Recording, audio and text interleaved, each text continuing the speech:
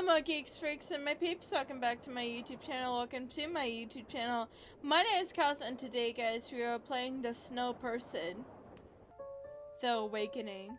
Ethan, look, a snowman. I don't know why. Huh? Wow, it's huge. So sad. It has no face. That's discriminatory. How dare you? Well then, we should decorate it. What do we have at home? We need a Lyle too. Read short. Chloe, Ethan, come! The presence of a third person can be detected. Someone taller in statue. What did I say about not playing around? Just 1 second, Dad. We were locked inside for days. Come on, we need to hurry up. There will be a heavy snowfall coming up. Daddy, it's snowman. It's too early in the morning. That's the other thing too. It will be crowded in the supermarket because everyone wants to be the first, and I should have to leave you both at home. The shadow gradually grows more faint, but still can be overheard in the distance. This time I will sit in front. Now, Phil, you already got the switch. Remember, we only will stack up on necessities, no begging for snacks. Toilet paper too. Can't forget that. That is crucial. The conversation quiets down, and all that remains is the howling wind. You spring to life in the change of auditory stimuli that stirs your desire to experience the world. Can I just scream? I'm gonna scream. You pause for a moment. Then as a newborn baby, a loud shrill cry from all the air you can muster in your chest. In that instant, your own voice echoes back to you. A vision momentarily flashes before you. As now without interference, as thousands of moving specters obstruct your view before it disappears. You need more of this, so more clearly. You concentrate your breath. Release a prolonged babble. A row of houses is seen behind a layer of falling snow. With the knowledge that you can see visions through speaking, the hunger rises to swallow in all the available environmental sights, but the prospects to see the houses up close is all too enticing. Approach the houses. You want to lunge forward, but your body is stationary and refuses to budge. The only thing you can tell is that you are in a standing position. You try to turn your hand to the right. It feels stiff. However, with some extra force, something cracks. Water particles crumble off from your skin. The movement smoothens. Taking the surroundings on your east, you see a row of houses on the left side. The far distance down the slope is the vague outline of skyline of tall buildings. Further rotating to the right. It is unknown whether there are more houses on the right side of the road than this part of view obscured by trees. You stop at a certain angle, inhibited by a hidden force, instincts of source, that you physically cannot turn your head forward. Arrested by a sudden sound behind you, you immediately snap your head forward to your back. I hated that. Behind you is a snowy field of frozen pine and convicts, nothing else. You cannot identify what made the sound. It's probably a tree branch that fractured. Either way, it is not important. Okay, we'll move on. You keep rotating your head the same clockwise direction. There should be an area on your west. The road is inclining towards a large mountain. Finally, you rotate it back towards the original position. Your head hurts. After seeing the environment you were located in, the next step is figuring out how you can move to explore the terrain. Simply observing the curious objects from afar is unsatisfactory. They almost beg for you to grab them and make it tangible. For the entire duration, you have been aware you cannot quite move your body, as if you were held in place, frozen solid. You recognize the trick of turning your head is to simply put more force into it. The difference, however, is that the rest of your body has not given any response feedback, while you can only sense your head.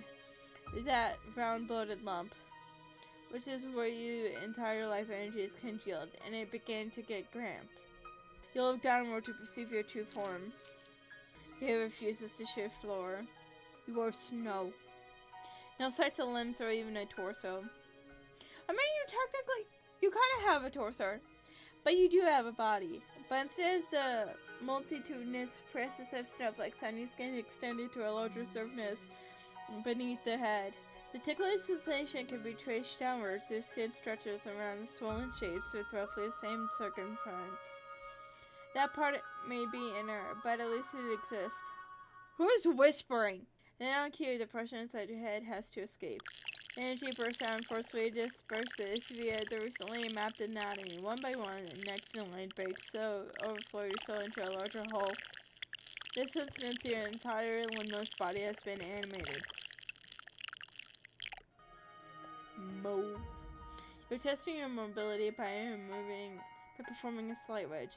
Not knowing your own powers, you accidentally put too much force into joining forth your torso, which rapidly sends your head spinning and toppling. Trees are upside down, snow falls in reverse. You can fortunately still feel your entire body, so you're determined you're still intact. You have bent backwards with the top of your head having crashed right into a snowbed, but with your form in arch, with your torso at the bridge of your feet semi-glued to the floor. This view is unnatural, needs to be adjusted. Beautiful. You crank your head. A little bit more. Too much, too much. Perfect. You release yourself from your contortion by letting gravity do its work. The swift drop of your torso causes a surface of friction that promptly generates violent torques into the two connected body spheres. This rumbles your poor head, but simultaneously your feet get stuck from the hard and ice. Corral. Am I just a snow baby? You crane your head, lifting it surprisingly effortlessly. Moreover, there's hardly any axial constraints when it's not locked to a physical joint. Miscellaneous reeds and graphs barely stick out, and further out are the haphazard columns of boles, the underbellies of trees. Completely unaffected by disorientation, you know how to navigate the path you want to take. Controlling both the rotation of the torso and lower body does not prove intuitive, but it is manageable, albeit there is a tendency to oversteer, which hinders a smooth locomotion. That's such a good word, locomotion. You don't go far. There's a slight crawl. Being too low on the floor, you have the disadvantage of not sensing your surroundings well. Especially when most deckers are observed by a snow's thick texture, you already miss the previous ability of having an overview from above. Making yourself tall is a priority. Falling was easy, however returning to your original standing position should not be impossible. Although you can tell that you were actually physically strong and flexible from your easy rotation maneuvers, first you fix your head at the top, since it is the easiest to pull off. Yeah, they don't like that crunch. The challenge, however, is coordinating both the other spheres to revolve correctly. It takes several trial and errors before you can balance your torso on top of your lower body without either of them slipping away. Minimizing the spin on the foundation and through careful pushes in the middle of spheres does the trick. Upon completing the last step, you are successfully restored to your wished form. For propulsion, you have to rely on the lower sphere and have to roll it forward to the desired direction, simultaneously balancing your middle sphere and your head on top. After overcoming the initial obstacles, you eventually mastered the nuances of wobbling. This method has turned spontaneous for you more than rolling your entire body on the floor. This you make a slow but steady forward movement. Your victorious baby step. The possibilities open up, but there are so many uncharted destinies for sightseeing. Your head spins figuratively and literally. The decision is made for you when you hear bustling around the corner. It is very likely the same direction as the trio who went before their trail was lost. There is no need for haste. Activities do not disappear overnight, and there is plenty of time to catch up. Also, it'd be freaking terrifying to just have a snow person barreling at you at full speed, so stroll towards the houses. Stroll towards the houses and make a turn to the right with a technique that is evidently not practiced, but with such right strides it is almost cannot be right. Going at a comfortable velocity rolling, it memorize the hallmarks of this town, where seemingly identical houses are distinguished through differences in Christmas decorations. Heavily docked Christmas tree with bountiful garlands and rounded ornaments, merely a wreath at the front door. Straw replica of reindeer. No, that's not a person, just a life-size Santa Claus statue. Not the opposite end of the street are houses after all, which you could not see before behind the bush of trees where you woke up. Then, before you know, you are suddenly accelerating at full speed. Out of this necessity, you abruptly stop the motion. There is no time to brace for the impact. Fortunately, it was not as intense whiplash. Everything went by so quickly you don't even know how you rescued yourself. Sorry, my brain. The street is a quite sharp decline. We do not talk about this embarrassment anymore. Snowfall makes it hard for you to visualize the far distance, but you can make two human-shaped silhouettes further down the street. You let them approach you. Now the two humans are right in front of you. Seeing them up close for the first time is...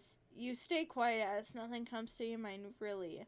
Unlike any objects you have seen so far, they emit some static field, a constant flicker that disguises their exact shape. Who put a snowman in the middle of the road? An ugly one to boot. These folks seriously never heard of public space. Look at this thing. Imagine all the effort not even doing it right. The proportions of the balls are all wrong. Highly built by 6-year-olds, and here you are dissing the work of a bunch of kids. Such a cool guy we got. Where do you even find kids that tall? Bro, the eyesore is taller than us. This does not seem to be going well. You are at a loss to what to do about this whole situation. Hey, want to do something bad? Consider it a social service for the benefit of the town. What? Go on. Topple it over. We'll teach him.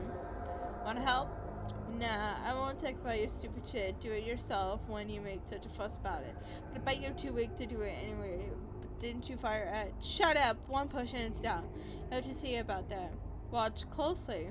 The teenager pushes and made hands on your stomach, slaps its toe, attempts to gauge where your weak spots are. Far more frightening is that you can physically feel the imprint. Although not so much caused by strength, its lingering palms are transmitting surge that burns on your skin. Bulldoze him. You are no pushover. You will fight back, but by demonstrating your superiority and pushing 10-fold magnitude harder than he does. You can't decide which of the two is hurt, but it does not matter. The ringleader will follow up. The stockpiled vigor and frustration rose inside you, like an avalanche to be unleashed at the bully in front of you. The entire body is unresponsive. Why? You are so full of energy and you are strong. And yet your power is sucked out. In this paralyzed form, you cannot even perform a sexual action as turning your head. Only an echoing whimper escapes from your mouth, which they pay no heed to. They continue press sticks deeper and deeper into your belly with more force. After 7 seconds, the push is finally released. Idiot, I know you couldn't do it. No, it's extremely heavy. It's not budging. The hull is made up. Seriously, try it. I'm out. You're wasting my time. The hooligan is not giving up. In contrast, he resorts to dirty tactics. He probes your lower body with a sneaker. Again, your entire body refuses to budge. You can only hope that they both leave. Watch out before you slip. You're really so strong, then prove it. Only just once, move. You may not be able to move, but at least your entire body is unflinching. Told you! Why are you standing there like a dead rig? Give me a hand already. They have joined forces, 4 hands against you. Hold it, not so fast. 1. Now push! Cracks form in your steadfastness. You speak out, or else you could not have maintained a visualization of what's going on in front of you. Magical words to articulate the struggle to emerge from your skull. The sentence comes out of your mouth. Sounds more like gibberish. Hell yeah, that felt good. Level it. Wait, I don't know. What if you don't think that someone comes out? We should. Are you worse or something? Do it. Well, how to put it? Man, what's up with you? Just bail then. Hey, move normally. Quit acting so nervous. Relax. Yeah. For some reason, the one with the beanie does not want to leave the scene. You are again at the mercy of the teenager's cruel whims. For Christ's sake, don't tell me you forgot something. No, have to check. It's nothing. It is as both you and you have an unbroken stare. Ironically, so close and yet the facial details remain as undecipherable as fluctuating noise. The man's part, opposite, could have been better, easier to predict. The warm breath sears your skin, much worse than the radiation from the hands. You don't want to, but you have to let go of your side. You contract your blowhole to avoid inhaling the incoming air. Besides the terminal heat, the fact that living organs were exposed a bit of their souls unbeknownst to themselves. For humans, it is normally stored with a flesh container. And from the mouth leaks out the air of the breath is laced out with a lot of our spiritual residue. While not futile, closing your pores not helping much, when it's still seeping through the minuscule orifices of your porous skin and worms away inside. With a volatile body, the waver of your soul is cancelled out by only a microscopic contraction from another organism, which is what shuts off signals to your motor system. Finally left? Scanner's surroundings. It is indeed the case. The threat should be over, but you'll listen for their activities as a precaution. Liz is not coming. Yeah, we knew about that one. Jake too. Why? What's his excuse? Dude got to train for a competition coming up. Never told you? Sure, hotshot in the big league, huh? The teenagers are back for their carefree life and just a bit far away from you where you will never fathom their actions. You are lying flat on the floor facing the sky. First thing you want to test is whether you can move again. You notice that your body feels off, less sensitive on the exterior, perhaps from stone particles used to bring your delight. Now you can't feel them any longer. There is an unpleasant cramp that stretches your head to toe. Were you injured during the fall? Yes. The strangest of this is when you grew longer somehow. Pulled apart by a bigger plane like an amorphous blob that bursts out from its own skin. But did you pass out in this brief time to have instant awareness? Most do not dare to confirm your suspicion, but you check. Thank you for playing the end of the demo. This was really good, honestly. This was really good. I enjoyed this a whole lot. And I hope that you enjoyed this too. I hope that you're able to learn this beautiful spectrum of week life. I hope that you're happy and that you're healthy. Stay safe. Merry Christmas and Happy New Year.